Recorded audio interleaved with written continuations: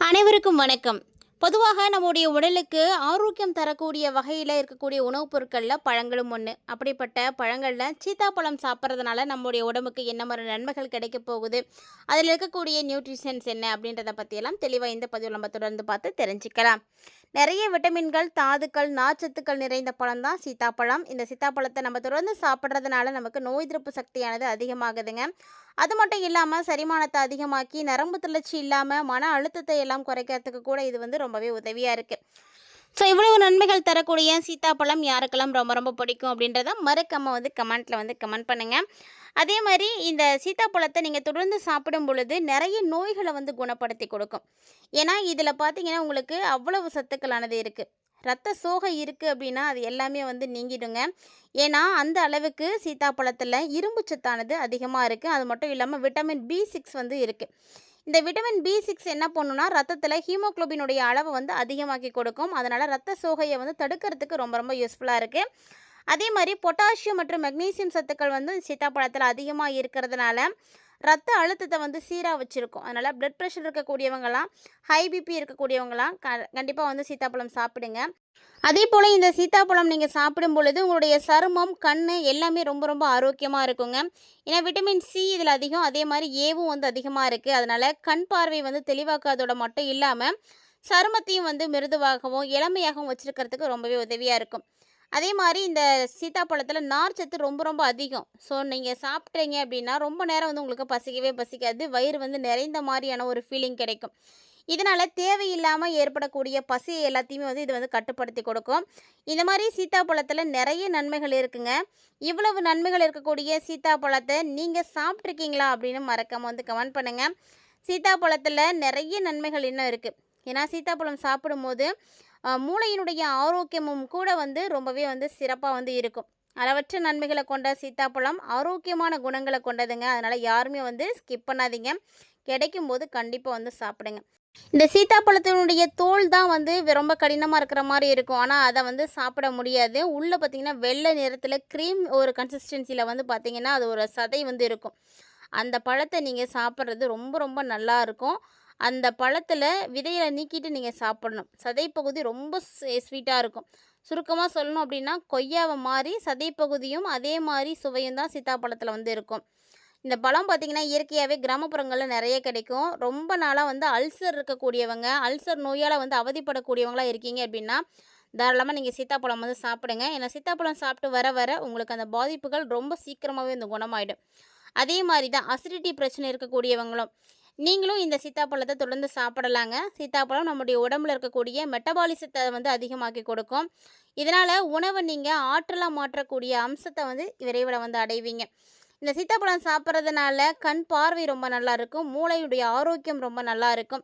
இந்த பழத்தில் அவ்வளவு சத்துக்கள் இருக்குங்க. ஸோ நீங்கள் இதை தொடர்ந்து சாப்பிடும் பொழுது உங்களுடைய ஸ்கின் டோன் கூட சேஞ்ச் ஆகும். சின்ன வயசுலேயே கண் சார்ந்த பிரச்சனைகள் பார்க்கக்கூடிய குழந்தைகளாக இருக்காங்க அப்படின்னா கண்டிப்பாக அவங்களுக்கு இந்த சீத்தாப்பழத்தை கொடுத்து பழக்குங்க.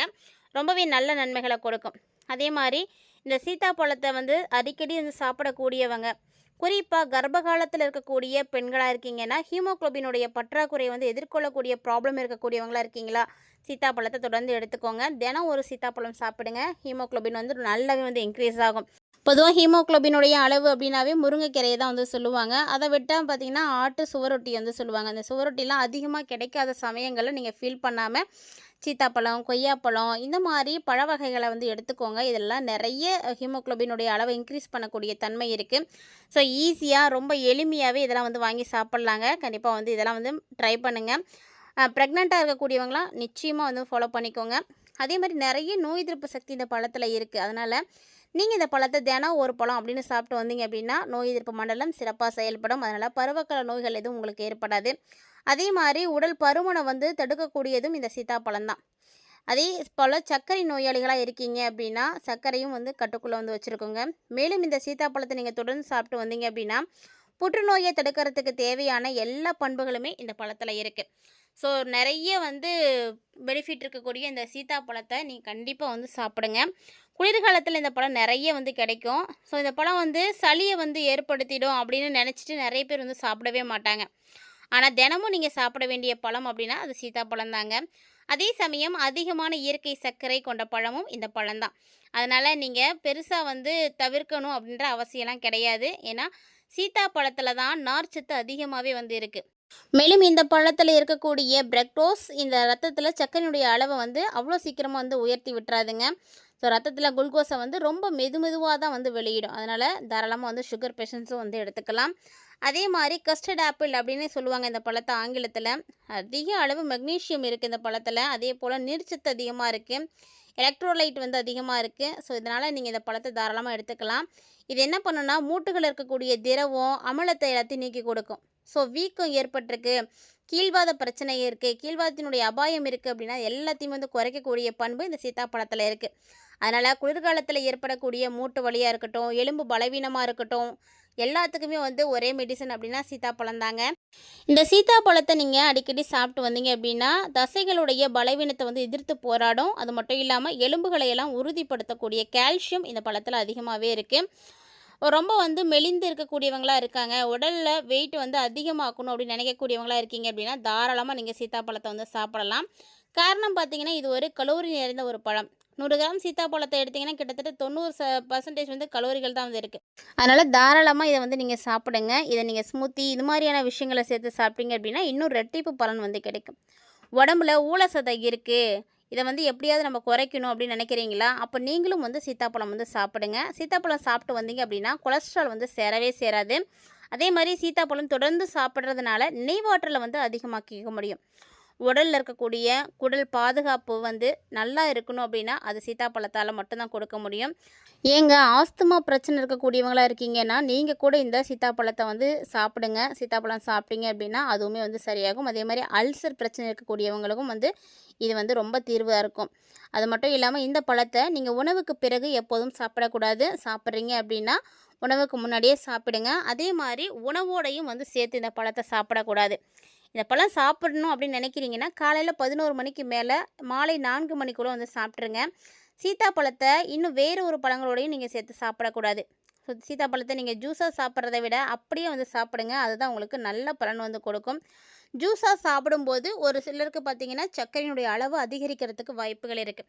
அதனால் எந்த ஒரு பழமாக இருந்தாலும் அதை எப்படி சாப்பிடணும், எவ்வளவு சாப்பிடணும் அப்படின்றத தெரிஞ்சுக்கிட்டு கரெக்டாக ஃபாலோ பண்ணிக்கிட்டீங்க அப்படின்னா எல்லாமே உங்களுக்கு மருந்தாகவே வந்து செயல்படுங்க.